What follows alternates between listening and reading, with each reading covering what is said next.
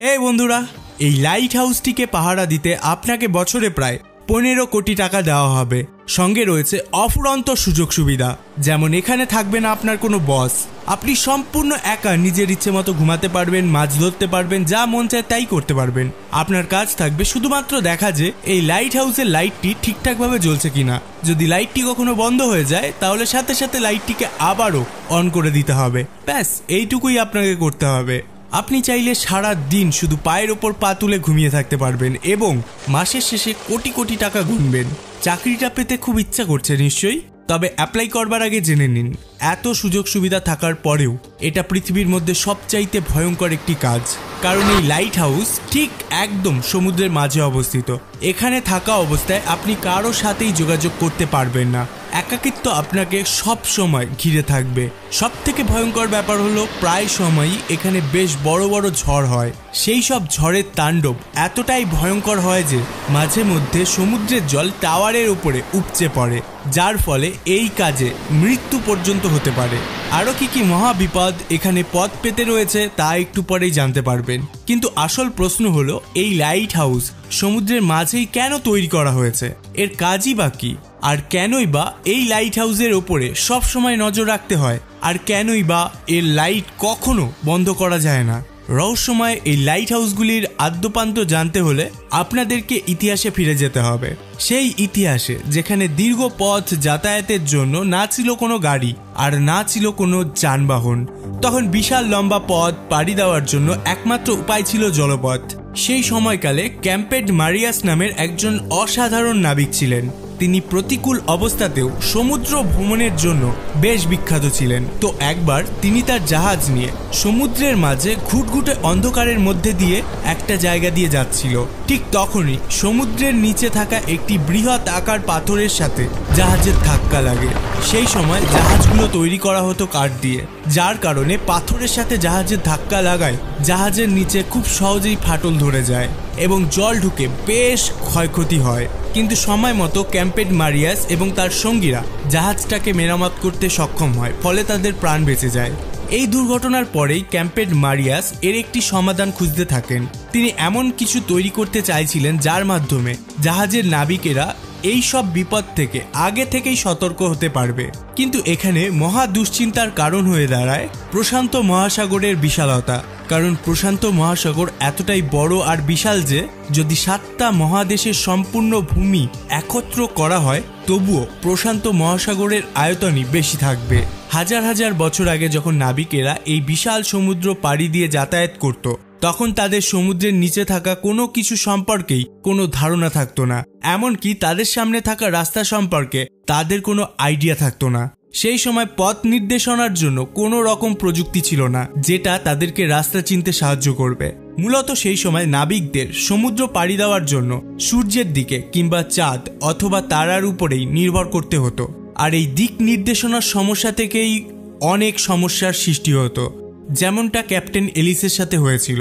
একবার captain Alice তার নাবিকদের সাথে প্রশান্ত মহাসাগর পাড়ি দিয়েছিলেন। তো একদিন রাতে হঠাৎ করে ঝড় শুরু হয়, পুরো আকাশ ঢেকে যায় কালো মেঘে।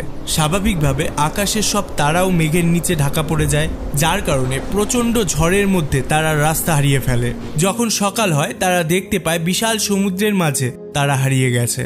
তাদের কাছে তখন খাওয়ার জন্য কিছুই ছিল না, এমনকি খাওয়ার জন্য জল অবধি ছিল না। ক্ষুধা ও তৃষ্ণায় নাবিকদের অবস্থা বেশ খারাপ হয়ে যায়। তারা সমুদ্রের বিশাল জলের মধ্যে থেকেও জলের অভাবে তৃষ্ণায় কাতর হয়ে গিয়েছিল, যার ফলে অনেক নাবিক মারা গিয়েছিল।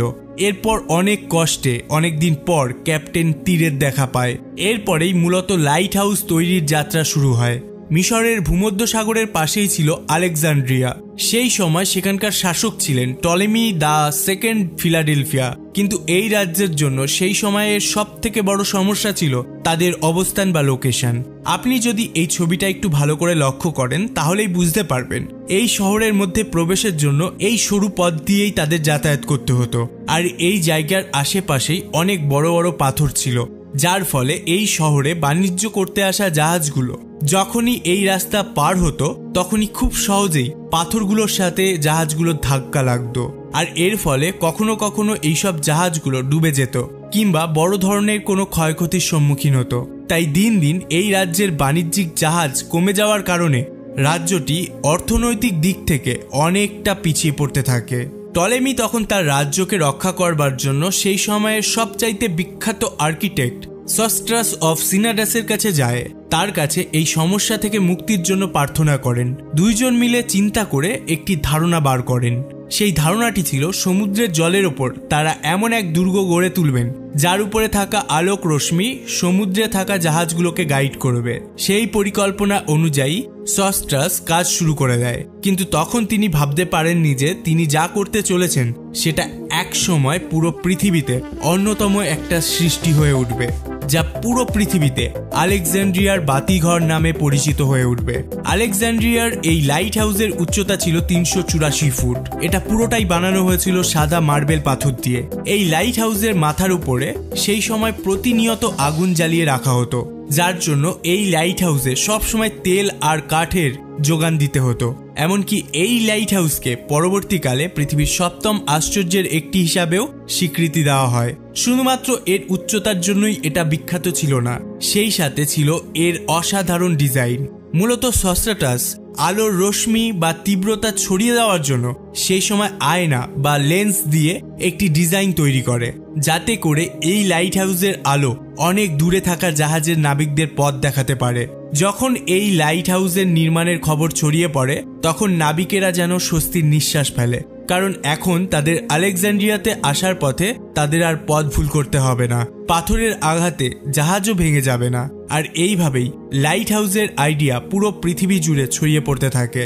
যদিও প্রথম দিকে এই লাইট হাউসের ব্যবহার সমুদ্রের মাঝে শুধুমাত্র জাহাজকে সাবধান করবার জন্য তৈরি করা হতো, কিন্তু সময়ের সাথে সাথে বাণিজ্যিক জাহাজের সংখ্যা যত বাড়তে থাকলো ততই সমুদ্রের যেসব জায়গায় পাথরের উচ্চতা সমুদ্রের জলের উচ্চতার কাছাকাছি কিংবা যেখানে অনেক বেশি পাথর রয়েছে যেগুলির সাথে খুব সহজেই জাহাজের ধাক্কা লাগতে পারে, সেই সব জায়গাগুলোতেও তখন লাইট হাউস তৈরি হওয়া শুরু হয়।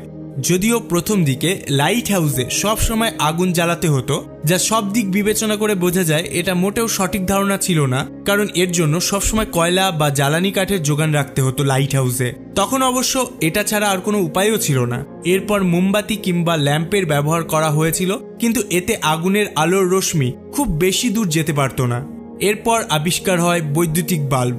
লাইট হাউসগুলোতেও আগুনের পরিবর্তে বৈদ্যুতিক বাল্ব ব্যবহার করা শুরু হয়, কিন্তু তারপরেও এই আলো খুব বেশি দূর যেতে পারত না। এর কারণ হলো লেন্সগুলোকে বাল্বের পেছনে লাগানো হতো।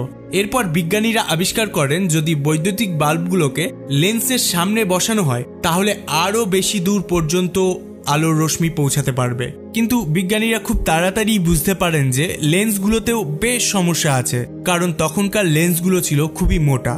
আর ঠিক তখনই ফ্রান্সের একজন বিজ্ঞানী আগাস্টিন জিন ফ্রেসলেন এক বিশেষ ধরনের লেন্স আবিষ্কার করেন। তার বানানো এই বিশেষ লেন্সের মধ্যে দিয়ে আসা সমস্ত আলো সরাসরি গিয়ে একটি পয়েন্টে মিলিত হতো, যার ফলে বৈদ্যুতিক বাল্বের আলো খুব সহজেই নির্দিষ্ট একটা পয়েন্টে অনেক দূর পর্যন্ত পাঠানো যেত। এই লেন্সগুলোকে ফ্রেসনেল লেন্স বলা হয়। বর্তমান সময়ে প্রায় সব লাইট হাউসেই ফ্রেসনেল লেন্স ব্যবহার করা হয়। লেন্সের এই আবিষ্কার লাইট হাউসকে এক নতুন রূপ দিয়েছিল, যে কারণে এখনও সমুদ্রের বুকে জাহাজগুলো নিরাপদে যাতায়াত করতে পারে। কিন্তু এই লাইট হাউসকে যারা পাহারা দেয় তারা নিঃশব্দে নিজেদের কাজ নির্জনে করে চলেছে, ঠিক ভূতের মতো। অ্যামাজনের স্নেক আইল্যান্ডে অবস্থিত লাইট হাউসে যারাই কাজ নেয় তারাই সাপের কামড়ে মারা যায়। এখন এই লাইট হাউস মানব শূন্য, কিন্তু কে যেন সেই লাইট হাউসের দেখাশোনা করেই চলেছে। এমন অনেক লাইট হাউসের গল্প প্রচলিত আছে যা আপনাকে একটি রাতও লাইট হাউসে কাটানোর সাহস যোগাবে না। আর এই জন্যই তো কোনো স্বাভাবিক মানুষকে এত পারিশ্রমিক দেওয়ার পরেও নির্জন এই লাইট হাউসগুলিতে তারা থাকতে চায় না, কারণ কেউ কখনোই নিজেকে এই ভয়ঙ্কর এবং নির্জনতার মাঝে হারাতে চায় না। ভিডিওটি ভালো লাগলে অবশ্যই লাইক করুন এবং কমেন্ট বক্সে জানান আপনারা কি লাইট হাউসের ভয়ঙ্কর কিছু ঘটনা সম্পর্কে ভিডিও দেখতে চান কিনা। সর্বশেষে